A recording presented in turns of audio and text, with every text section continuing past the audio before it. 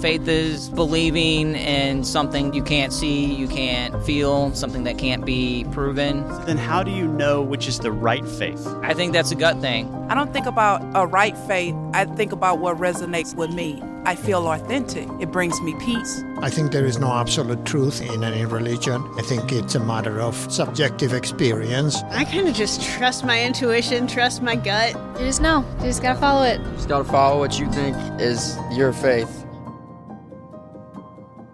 If faith is blind, then what makes one belief better or worse than any other?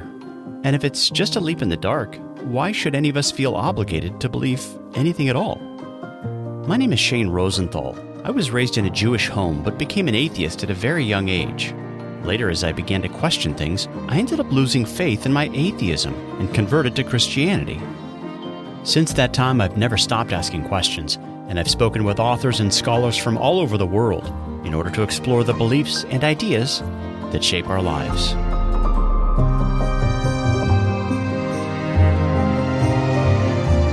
Over the years, one thing I've concluded is this: we're all believers. But because there are so many conflicting ideas and worldviews out there, we just can't all be right. So how do we find the truth? On this podcast, we'll start by asking questions. I'm really just trying to figure out what I believe right now.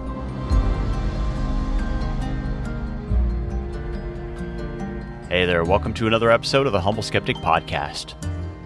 On the last episode, I aired part of a conversation I recorded with Cambridge New Testament scholar Richard Bauckham, related to his thesis that the Gospels should be seen not as oral stories that evolved over time, but as eyewitness testimony written by Jesus' disciples and those in their company. On this program, I'll be airing the second part of my conversation as we focus more specifically on the fourth Gospel, which Dr. Bauckham has written about extensively. Many scholars over the last 2 centuries have attempted to argue that because John was the last gospel to be published, it was likely the least historically reliable. According to Richard Bauckham, however, when the Gospel of John is studied closely, the author is clearly writing as an eyewitness, and many of the things he says about life in first century Judea have been corroborated by numerous ancient sources. One of the first things I asked Professor Bauckham to discuss was his claim that the Gospel of John essentially reads like a trial narrative. So I asked him to explain why this is significant. There's a lot of legal language in John. There are a whole series of witnesses. You know, John the Baptist is a witness, Scripture is a witness, God the Father is a witness, Jesus' works are a witness. He's constantly citing witnesses to his claims about who he is. John's Gospel, I think, is very much focused on who Jesus is. And so there is a kind of trial going on in which, various characters put objections to what Jesus says, or very often they misunderstand what Jesus says. You've got a whole dialogue going on around the figure of Jesus. And then you get a sort of vindication of Jesus at the end. So I think it explains quite a lot of how the work is structured, and some of this language. There's a lot of language of witness and testimony scattered through the Gospel. And of course, the last witness is the beloved disciple himself, the author of the Gospel. In the very last couple of verses of the Gospel, says that he's the disciple who's witnessed these things. And so in a sense, he's the key witness because all the other witnesses we have in his book. So he's the witness who, as it were, gives us all the other witnesses in literary form. But you don't actually think that that's a literary device or just a motif. You actually think that the author of this text is presenting real evidence for the reader's consideration by means of actual historical eyewitnesses. Why are you convinced of that? Yes, I do think that. We use the word witness outside a court context, and I think the same is happening. The court context is a metaphor, but it really is about actual witness. Why do I think John's based on eyewitness testimony? Well, I think it claims to be quite clearly. Famous verse in the prologue that says, we have seen his glory, and at a couple of points, the disciple Jesus loved, as he's called in the Gospel, is said to be the disciple who witnesses to these things. So I think it makes a claim initially to eyewitness testimony by the beloved disciple himself, who then claims to record for us these other witnesses. So I think the eyewitness claim is very clear. And I think so many scholars have thought, for various reasons, this cannot be written by an eyewitness. And so they've tended to say that, the last couple of verses of the Gospel don't really mean what they say. that somehow the eyewitness testimony is, got way back behind a long process that produced the gospel. But I think it says rather clearly that it's the disciple who wrote these things. So I think we should take it at face value. And the alternative, of course, is to say that the whole thing is a fraud and he's pretending to be an eyewitness, though he isn't. And then there are various arguments one could make about the historical plausibility. Another feature of John's Gospel, which I think is often missed, is the features of John's Gospel that correspond to the way that ancient people wrote history in that period. For example, John is very precise about topography. It's a very striking feature of the Gospel if you start looking out for it. You always know more or less where Jesus is. You often know precisely where Jesus is. He's not just there at the temple, but he's there by the sheep gate with the place of 5 porticos called Bethesda. Exactly. Or he's in Solomon's portico in the temple, or he's in the temple treasury, and so on. Especially the Jerusalem locations are very specifically noted. And again, if you compare that with the Synoptic Gospels, they're often really quite vague about where Jesus is. He's on a hill somewhere in Galilee, or this happened on the way to Jerusalem. And this is one of the things ancient people expected of good historiography. It should be precise about topography and about chronology. And again, John is precise about chronology because he has this series of Jewish feasts in the temple. They mark out, as it were, the period of Jesus' ministry, and everything else is dated in relation to them. So you always know within a few months, and often more precisely, exactly at what point in the story you are. So I think there are features of John that ancient readers would have found making a claim to be historical literature, not a kind of theology dressed up as a story, or various other ways in which modern scholars have tried to explain it. And so you say all these place names and all these identification markers give this particular witness credibility. And if he has credibility, then you trust his witness. Yes, exactly. Often, of course, because of the basic question that I think everyone who looks hard at the Gospels has to have some sort of answer to, which is, why is John's Gospel different? I mean, there's no doubt, of course, that John has theological interests. Of course he does. That's why he's writing. He's concerned about who Jesus is and about the salvation that Jesus brings. Also, you see, John's theological claim is that the Word became flesh. The Son of God entered real human history as a real human person. So in a sense, his theological claim requires him to be writing history. Interesting. Otherwise, the theology would be, emptied of its meaning if it didn't have a genuine historical content.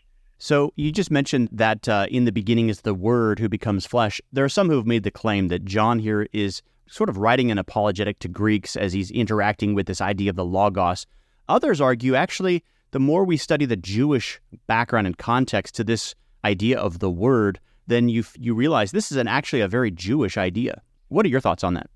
Well, yes, and I think even ordinary readers can verify that by comparing the beginning of John's Gospel with the beginning of Genesis, because it very clearly, deliberately echoes the beginning of Genesis. Genesis begins, in the beginning God created.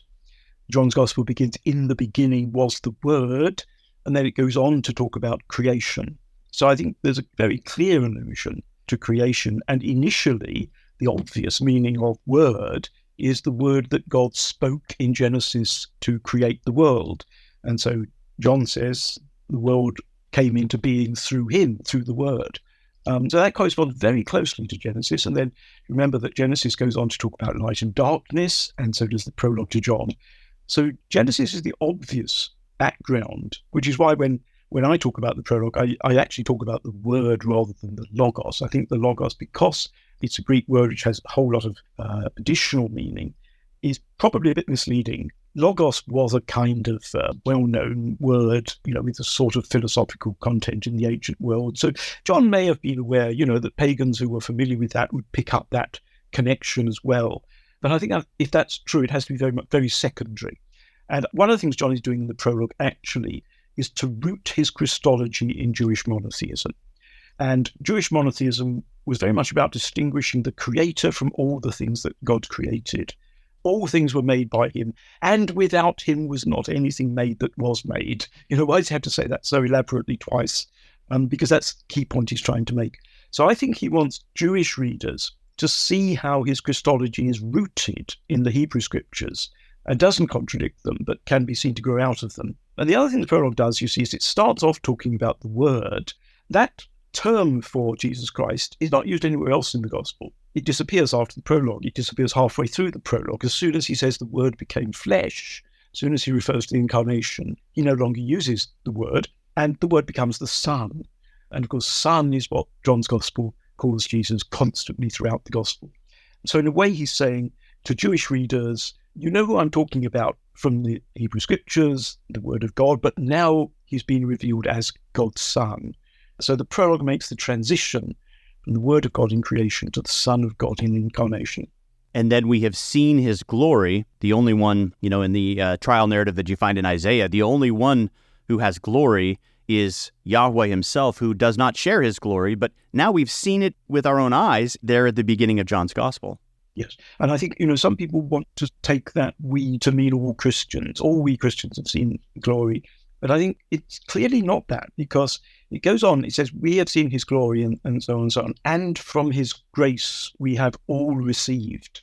So when he then, in a couple of verses later, wants to refer to all Christians, he has to say we all, showing that the we in we have seen his glory is a very restricted group of people, the eyewitnesses. So in that respect, the language that we find, particularly the one you mentioned at the end of the gospel, this is the disciple who is bearing witness about these things, that also mirrors the language we find in John 19, where he says, he who saw the piercing of Jesus' side with the blood and water flowing, he who saw it has borne witness, his testimony is true. So the conclusion of the gospel seems to echo that same eyewitness language that you find there in John 19. Yes, I think that's right. Those two passages are clearly sort of echo one another. And I think both of them, particularly the one at the end, echoes the prologue, we have seen his glory. So you've got an eyewitness claim actually right in the prologue, and then you've got an eyewitness claim at the end of the epilogue. So they kind of encircle the whole gospel. Now, one of the points you make in your writings is that the author of this gospel is really the ideal witness to present a written gospel, particularly in that he was a witness to Jesus from the very beginning. In fact, you argued that he was there with Jesus even before Peter. Can you explain this point for our listeners? Yes. Well, something you might not notice unless you read it quite carefully. When Jesus calls the first disciples at the end of chapter 1, these people who had been disciples of John the Baptist, who witnessed John the Baptist pointing out who Jesus is, and they're interested and they follow Jesus, and then they bring their friends along too. But these two original disciples are Andrew and another disciple who is not named. And then Andrew fetches his brother Peter, and we meet Philip and we meet Nathaniel. And then the unnamed disciple sort of drops out of the picture. And if you're not attending, you might just not notice that he's there really, or not notice that he's disappeared. But it is a very odd fact, if you notice it, that here you have one of the very first disciples of Jesus who is not named. And I think the first-time reader of the Gospel would not really know what to make of that. But by the time you get to the end of the Gospel and you've got used to this figure who is called the disciple Jesus loved and is always anonymous, you can reasonably think that maybe this disciple there right at the beginning is that disciple. And of course, when Jesus first meets him, he cannot be called the disciple Jesus loved. Jesus hasn't had a chance to love him yet. So his sort of standard title later in the Gospel cannot be used at the beginning. So I think he appears there right at the beginning. And there's a verse in the Last Supper discourses of Jesus where he refers to the disciples as witnesses. And he says, you are my witnesses because you have been with me from the beginning. Now, the beloved disciple makes a big thing of his own witness to Jesus. It would be rather odd if he has Jesus saying that and he could not, as it were, include himself in those disciples who had been there from the beginning. So I think there's a good case for saying that disciple who's anonymous at the beginning is in fact the beloved disciple. Yeah, it wouldn't make sense at all if he kind of appears there at the Last Supper and then proclaims this witness material, including that verse there in John 15 saying the witnesses should be those who go back from the beginning. If he's only appearing there at the Last Supper for the first time, that doesn't make a lot of sense. Doesn't make a lot of sense at all, no. And so it puts him there just before Peter. I mean, he's a disciple literally probably a few hours before Peter was. But interestingly, that pattern is replicated in the epilogue the other way round, so that in the epilogue you've got Jesus with Peter and the beloved disciple. The beloved disciple, as it were, remains in the narrative for just a fraction of time after Peter at the end. So there's a kind of correspondence. Peter and the beloved disciple are quite close. They're paired in the narrative at certain points. But at both ends, the beloved disciple claims to have this slight primacy over Peter as a witness. He was there just before Peter. He's still there a little after Peter. And the significance of his being there after Peter, of course, is the point where he goes on to say, this is the disciple who's written these things. So he's there after Peter in the sense that he wrote down his witness and it survives as his gospel. So basically what you're saying is the beloved disciple is the ideal witness because he has been there with Jesus from the beginning, and at these crucial moments, he was there at the tomb before Peter. He was there at the Last Supper sitting next to Jesus, whereas Peter has to motion to him saying, what did he say? Yes, exactly, that's right, yes. And he emphasizes how close he is to Jesus, which is probably a claim not simply to be able to report the events, but also to understand Jesus, because I do think John's gospel is a more interpretive gospel than the others. And scholars have sometimes regarded that as showing John to be less historical than the others, as a kind of more theological interpretation of Jesus in John. But I think it's perfectly credible that someone who had been close to Jesus, and he's writing his gospel probably after all the others, and I think claim, as it were, to be able to understand Jesus and to convey in various ways the significance he saw in Jesus' story is very credible on the part of an eyewitness who had been with Jesus and who valued his closeness to Jesus. So you do argue that the Gospel of John was written by a trustworthy eyewitness who had been with Jesus from the beginning, but you also end up arguing that both according to the internal and external evidence, this author is not actually the Apostle John, the son of Zebedee. Yes, and as you say, there are two distinct lines of discussion here. One concerns the evidence we have from early Christian writers after the Gospel was written. The other evidence is from within the Gospel itself. In other words, does the Gospel itself portray the disciple Jesus loved as one of the 12? And a whole series of scholars in recent decades have argued that the beloved disciple in the Gospel is portrayed as a disciple of Jesus who is not one of the 12. But I think I've, as it were, expanded and strengthened the case there. On the internal evidence, I think there are quite a few reasons to think this. The synoptic Gospels, Matthew, Mark, and Luke, focus on the 12 apostles, and they focus particularly on this inner circle of the 12, the three disciples, Peter, and the two sons of Zebedee, James and John, who appear with Jesus in scenes like the Transfiguration, where Jesus takes them apart from the others, so that those three are the only witnesses. So it looks very much as though the story in Mark is based on Peter's memories, which he shared with the other two of this inner circle of three, and to a lesser extent with the 12. John's Gospel actually hardly mentions the 12, and certainly disciples appear in John's Gospel who are not in the other Gospels. There's Nathanael, for example, there's Nicodemus, there's Lazarus. These are quite important characters in John. We've not heard of them in the other Gospels. And also there are disciples who appear in the other Gospels as mere names in the list of the 12, like Philip and Thomas, who become important characters in John's Gospel. So it does look as though the focus in John's Gospel is on a different circle of disciples. And one of the key things one has to do, if you're looking at all four Gospels, is to explain why John is different. And this, I think, is one of the reasons why John is different. He gives us the memories of Jesus that he himself and others within this particular circle, the disciples that he was close to, such as Nicodemus, such as Lazarus, and so forth. So the stories that don't appear in the other Gospels appear in John.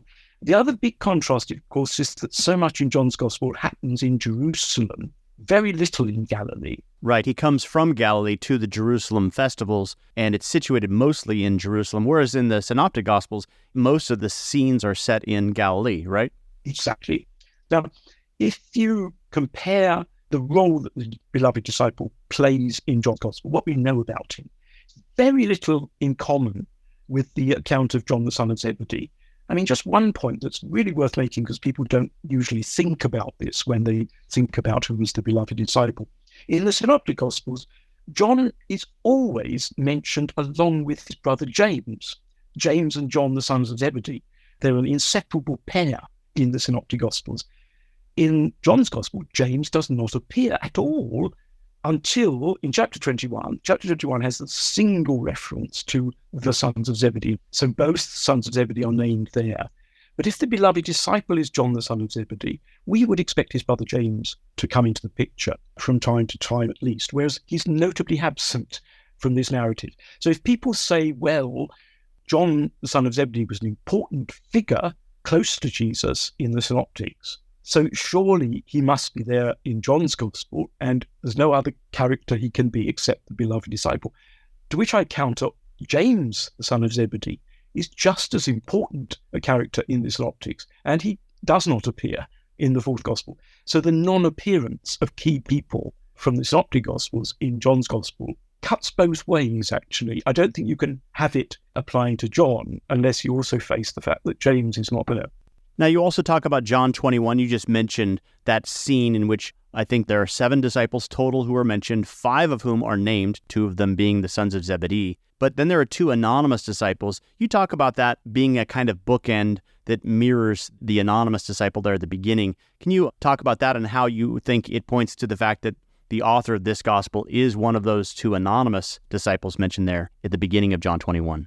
Yes. I mean, if one thinks about the fact that the sons of Zebedee occur there and nowhere else, well, if he's going to just mention the sons of Zebedee, where more appropriate than on a fishing expedition? So it's not too surprising if the sons of Zebedee are not in the rest of the gospel, but they do crop up there.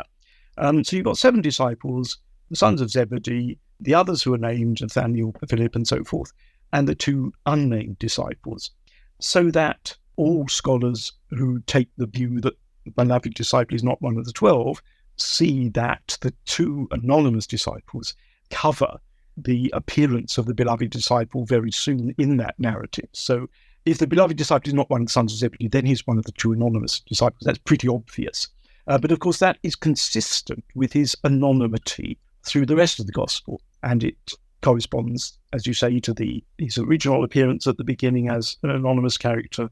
And chapter 21 goes on to identify himself as that disciple. So now we've talked for a little bit about the internal evidence for the authorship of John's Gospel. What can we learn from the external evidence? The external evidence, we have a number of references in the 2nd century up to Irenaeus, really at the end of the 2nd century, which people have generally taken to refer to the John who wrote the Gospel, but they've assumed that John is meant to be John the son of Zebedee. Now, the earliest evidence we have about the Gospels is that of Papias, and we only have fragments of his work, but Papias is talking about how he himself had been collecting gospel traditions in the late 1st century.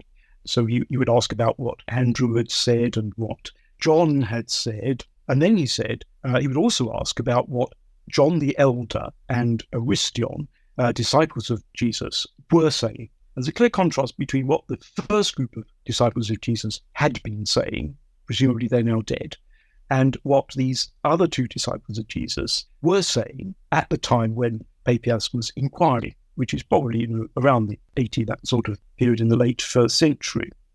So here we have accessible to Papias in Asia Minor, a John who was a disciple of Jesus, who was still alive, whereas the implication is that the better-known John had by then already died. So we know of another disciple of Jesus called John, and he evidently, that title John the Elder is interesting. And if you look at the 2nd and 3rd epistles of John in the New Testament, the author of them calls himself the Elder, the Old One. Now, you also interact with the writings of Polycrates, who mentions this John the Elder character, but also you say he's shown to be a member of the high priestly family. Talk about that a little bit. Well, yes, Polycrates refers to the disciple who leaned on the breast of Jesus at the supper. So he's clearly referring to the beloved disciple. That's the disciple he means. And he says that he wore the high priestly head plate, the petalon, which is a technical term for something that only the high priest wore in his headdress. So if you want to say that someone officiated as high priest in the temple, you could say they wore the petalon. And it has to mean that. It can't mean anything else. People have tried to make it mean something much less than that. It must mean that he officiated as high priest in the Jerusalem temple. Now, how can Polycrates think the author of John's Gospel could have officiated as high priest? It's almost inconceivable that, he really was high priest and that Polycrates got that right.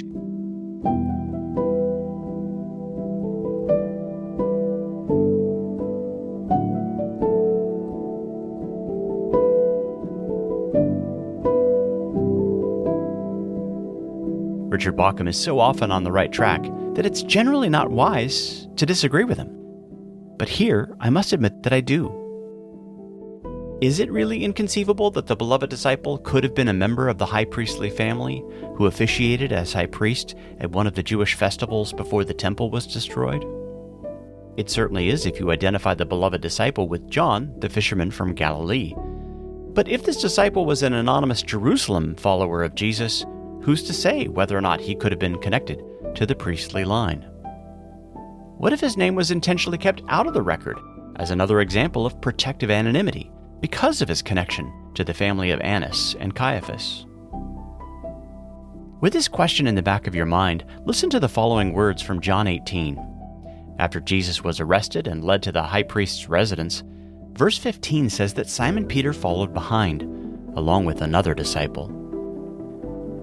Here we should stop to notice the fact that this other disciple, who is completely unmentioned by the other gospel writers in this same scene, is unnamed here in John. Why is this? Well, the text goes on to say, quote, "Since this disciple was known to the high priest, he entered with Jesus into the courtyard of the high priest, but Peter stood outside the door. So this other disciple, who was known to the high priest, went out and spoke to the servant girl and brought Peter in." Who is this disciple? Why is he anonymous? And how exactly is he known to the high priest? The word known in Greek is nostos, which is used of close friends and family members. According to C.H. Dodd, it is now generally recognized that here in John 18:15, the Greek word nostos implies something more than mere acquaintance. It means that the person so described was a member of the high priest's circle, possibly a kinsman and himself of priestly birth, or at any rate one who stood in intimate relations with the governing high priestly family.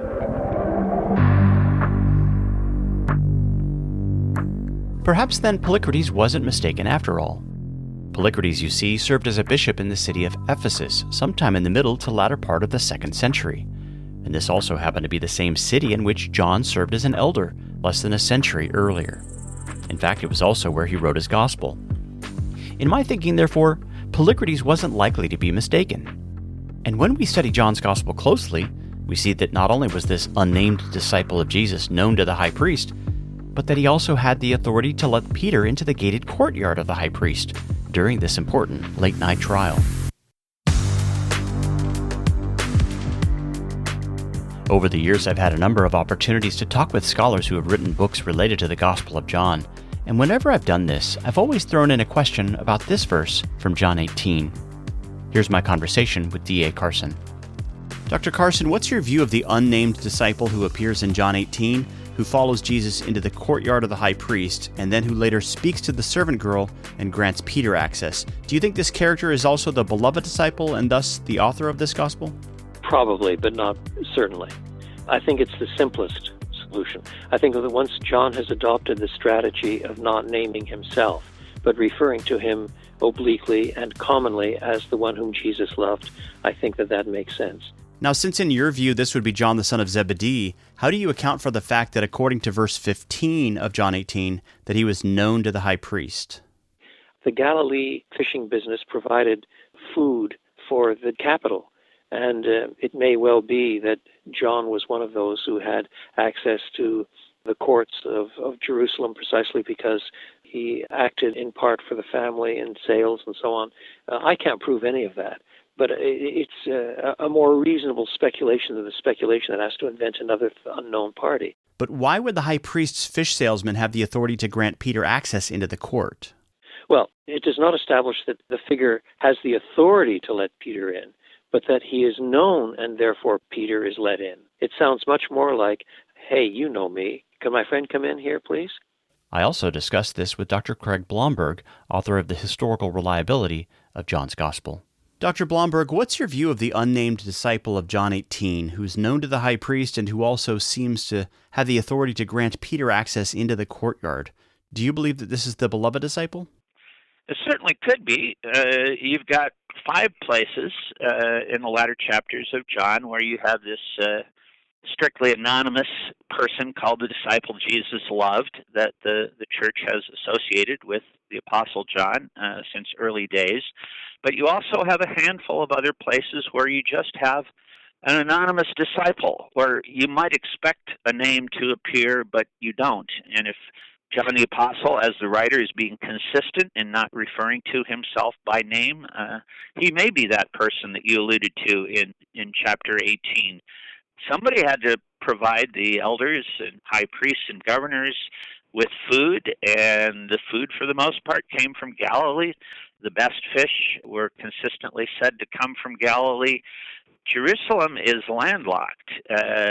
It's almost as close to the Dead Sea as it is to the Jordan River, and it's complete speculation, but it's not recent speculation. It was John's family one of the suppliers of fish to the high priest's home? Is that how he knew him? It's not beyond the bounds of possibility.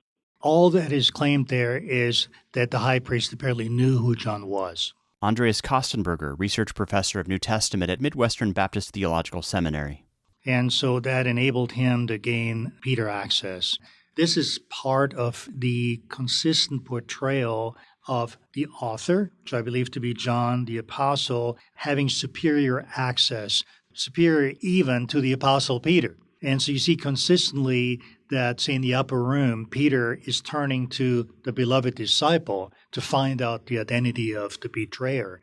Or later on, the empty tomb, John outruns Peter and gets to the tomb first. Or even more maybe prominently in chapter 21, it's John who recognizes Jesus and says, "It's the Lord." And then Peter jumps into the lake. And so I think there's this consistent holy one-upmanship, you might say, where John tries to boost his credentials as a witness, if you will, and shows that in some ways he was even closer to the source than Peter. And so if you place that reference in John 18 within that larger picture that, again, Peter can't even get into the high priest's courtyard without John's help. But how do you think John, the son of Zebedee, would have been known to the high priest? You know, we just have to consider the possibility that John had personal acquaintance. You know, his father had a fishing business with several employees and so forth, which we need to realize that in Galilee, fishing was one of the major industries. So this is not just some sort of marginal, business he was engaged in. I don't know of any independent evidence that only a resident would generally have the social ability to get the servant girl to let someone in. It's really who you know. Lydia McGrew, author of Hidden in Plain View, Undesigned Coincidences in the Gospels and Acts. So she sees him in and out. She thinks well of him. He was maybe the youngest of the disciples since he lived to quite an old age. So you could think of him as the kid who delivers the fish. The kid, maybe I'm being a little exaggerated, but he's in his late teens or something like that. She lets him in, then he can say, this guy's fine, he's a friend of mine, let him in. Again, it's a society where influence is what matters. Okay, so now once he grants access to Peter there in the courtyard of the high priest, where do you think the beloved disciple goes from there? Looks like he follows Jesus to the cross. I think we're agreed on that because that's what we find in John 19. But before he gets to the cross, I guess my question to you would be whether you would see the beloved disciple as the primary witness to the trial that's going on here, as well as to the conversation that happens later on with Pilate. I think he was probably one of the witnesses with Pilate. He may have been one of the witnesses here. What I do think we have reason to think is that there were multiple witnesses. One of them might have just been someone who converted from the priestly class. We know in Acts that there were members of the priestly class who converted. Okay, so at this point, I've got a couple of questions. If this is one of the witnesses to Jesus' interrogation before the chief priests or Pilate, why would a teenage fish salesman be allowed into proceedings like that? And then secondly, why are the other Gospels completely silent about the Apostle John's presence from this point here, in the courtyard of the high priest, all the way to the time in which he's given the custody of Jesus' mother Mary there at the foot of the cross? Okay, so let's start with he was in the inner trial. He was there. He was a witness of it. That is an inference. We don't know that. Number two, if he was there, then he had to be someone more important. He had to be someone closer to the high priest. And at this point, we're multiplying your improbabilities. So I'm not going to hold myself responsible to answer a question, hey, why was he definitely allowed into this trial if they didn't know him really well? There's all kinds of suppositions going on there. Now, as far as why they didn't mention him as a witness, I believe that Bauckham and those who argue from that have the exact same problem themselves. If he was this person who was important to the early church, he was the disciple Jesus loved, he was in that sense an important witness, I think the very same question arises, why don't they mention this disciple at the foot of the cross in the synoptics? Well, people just don't mention things sometimes.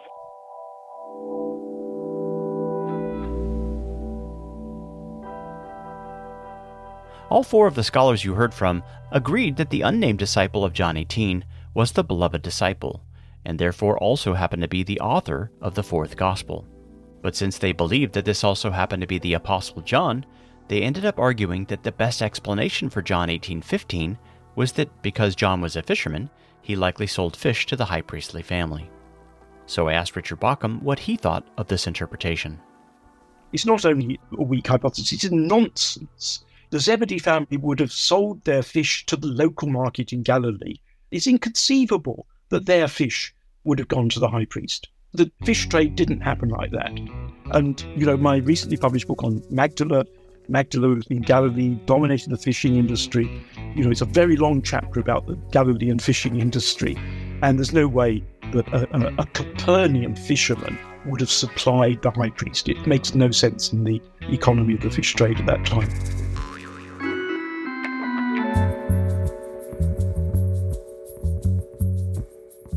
On the last episode, Dr. Bauckham made an interesting point about the transition that occurs in Mark's Gospel from the witness of Peter and the 12 on the day of Jesus' crucifixion to the testimony of the female disciples.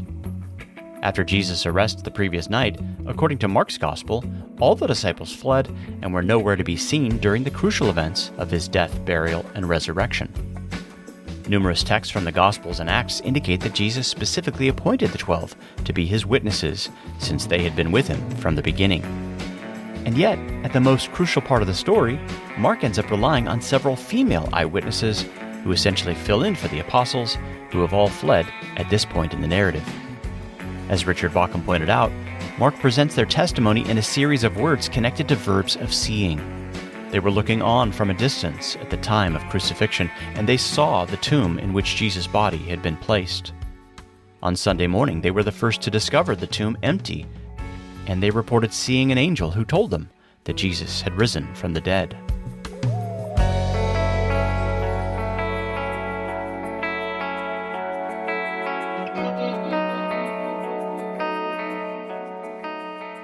This should lead us to ask, why would Mark and the other synoptic authors leave John's apostolic testimony out of their records? Richard Bauckham writes, "The point is not that Mark fails to mention John's presence at the cross, but that he doesn't introduce him as an eyewitness. Why should Mark resort to the women for testimony if one of the 12 could have supplied it?" When I put this question to Lydia McGrew, she replied by saying that sometimes authors just don't mention things. But the apostles were specifically called to be Jesus' witnesses, and in a culture in which the testimony of women wasn't valued, are we to imagine that the gospel writers simply failed to mention John's presence there during this crucial period? Now, if we take John 18:15 at face value, that the beloved disciple was somehow connected with the high priestly family, and if we take the words of Polycrates seriously, that the author of the fourth gospel at one point wore the sacred pedalon, I believe this could explain why the testimony of the beloved disciple was left out of the earlier Gospels, and why, when this disciple himself decided to write his own Gospel, he kept his name out of the record. It was another case of protective anonymity.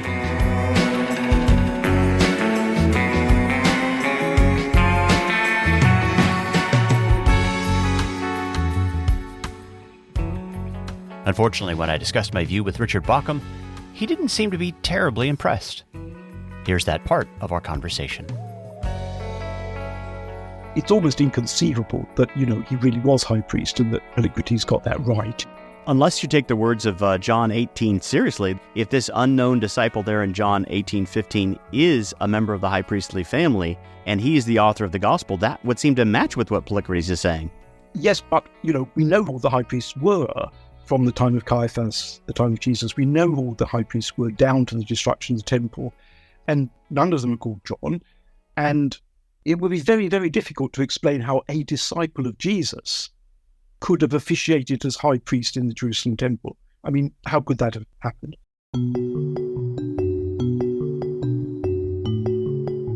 Well, here's one way that I think it could have happened. Let's just say for a moment that one of the younger members of the high priestly family did end up becoming sympathetic to Jesus and his mission. Perhaps he had officiated at the temple once or twice as a kind of stand-in for the high priest due to an illness or some kind of ceremonial uncleanness. The word for this kind of a stand-in was called a sagan and was not at all uncommon. Perhaps then this is the man who offered his Jerusalem home with its large upper room to Jesus and his disciples on the night of the Last Supper, and perhaps Jesus even encouraged him to keep a low profile, since eventually he would be entrusted with the care of his own mother. Now, when Richard Bauckham says we know all the names of the high priests who served until the temple's destruction, and that none of them were called John, he's simply not correct. The high priest Annas had 5 sons, and one of them was named John. In fact, he's specifically mentioned by name in Acts 4:6. But according to Josephus, this particular John was assassinated while he was serving as high priest, and therefore doesn't qualify to be the author of the 4th gospel. Over the past century or more, some scholars who have entertained this thesis that the beloved disciple may have been a member of the high priestly family have argued that perhaps there was a John whose name was effectively erased from the record in light of his confession that Jesus was the promised Messiah. After looking into this closely, I believe these scholars were onto something, because I ended up discovering evidence that there was, in fact, another member of the high priestly family named John, whose name was unmentioned by Josephus or any other ancient Jewish record related to the family of high priests. Though this individual's name has been forgotten for the past 2,000 years or more, it recently came to light through the discovery of a fascinating archaeological artifact that was uncovered in recent decades. This entire subject is related to one of the book projects that I'm currently working on, but I've decided to write a brief article about the connection between this particular artifact and my own thesis about the identity of the beloved disciple. If you're interested in this, you'll find a link to read my forthcoming article in the show notes. Well, whatever your view of the authorship, one thing is clear. The author of this gospel doesn't reveal his name to his readers, and this you take as evidence that this is not what we call pseudepigrapha or a kind of ancient version of fan fiction. Why do you say that? It does seem unlikely. I mean, you would think that somebody writing a fictional account and, as it were, pretending to be a disciple of Jesus, you would think they would, as it were, make more of that claim within the story. And of course, all the other later apocryphal gospels are ascribed to well-known figures like Peter or James or Thomas, or, they weren't ascribed to unknown or little-known figures. So it doesn't look to me like pseudepigraphy. I mean, the other thing is, I don't think the gospel was ever anonymous in the sense that people didn't wrote it, because I do think the titles of the gospels go back to an early period. I think the titles of the gospel date at least from when these gospels started circulating around, and people want to know who wrote them. I mean, one thing the anonymity does is to distinguish him from all the other characters in the story, so that you think there's something special about him. He's not just one of the characters in the story. There's something else about this man, and he's not just an anonymous character who doesn't matter. He's clearly an important character whose name is not given you. So it distinguishes him. And I think at the end of the gospel, you realise he's distinguished because he's the author who witnessed these things and then wrote them down. Precisely because he was not well known. He was not known in the way that Peter and those whose traditions about Jesus had already become known in the church. And so in a sense, he has to establish his credentials. And so you learn about how he came to know Jesus, how close he was to Jesus. You learn all these things about him without being distracted by, who's this character called John. So it may be a way of establishing his credentials.